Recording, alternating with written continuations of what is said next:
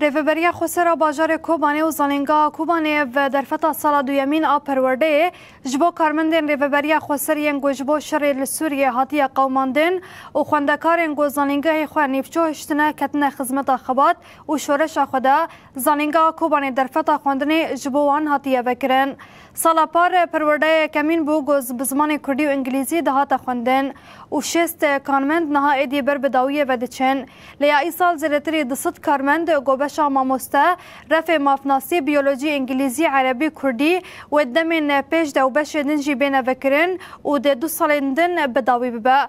تکلداری مجار حوالا مهیدار حراری جمره او راپور آماده کریه ام بهبرلی تماشا بکن.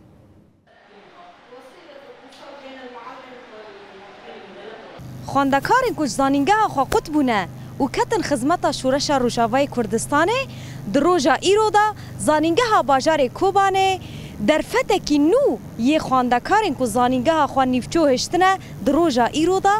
تاوی که خواباتکارن لی دکارن دیساجی خواندن خبر دوام بکن. جا اکیبا پرورده یا نو یا خواباتکارن ریفبریا خواه سر یه سالا پارو ای سال زیدتری 350 کس در روژا ایرو دا خوادی لزانست و زانبونا خواه در کتنه و پشتی کدکی مزن دیساجی خواستن هیوین خواه خواندنه بردوام بکن. دار بیناواز اینجا مثلا ایکم مشارکت نکنید باشه خانه که امتون بید حرکت داریم نه ده وقتی ده مدته هدفك خوش به معلومات جوی معلومات داره و دیده 2011 شهر دست پی بود نخبر مو حلب قطبو معنی که مخاندن خو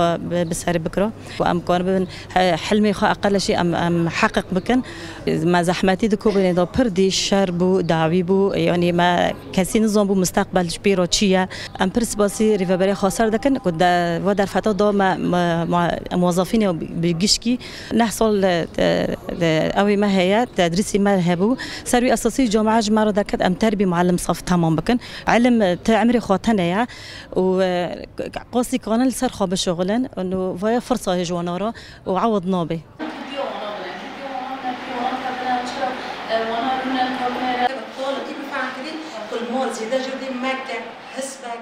تدي وخدمه كشورش ما دست بكر يعني همو ما مستعين ما همو اندام ما قال لك جوانا نچار بون كش خواندن خادور كون و د خدمات جواك خا كون ما مستعين ما بون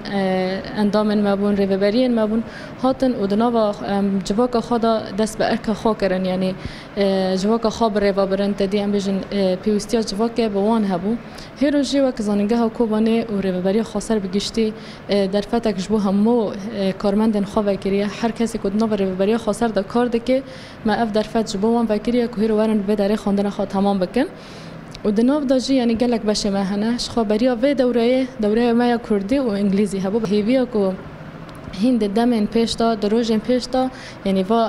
اندام ما هر کس ما یکش خواندن خادور کتی جهوین خادور کتی زنگه هم اوج بوان در فت وکیه و اوجی ورن سر کار خا و خواندن خاش تمام بکنه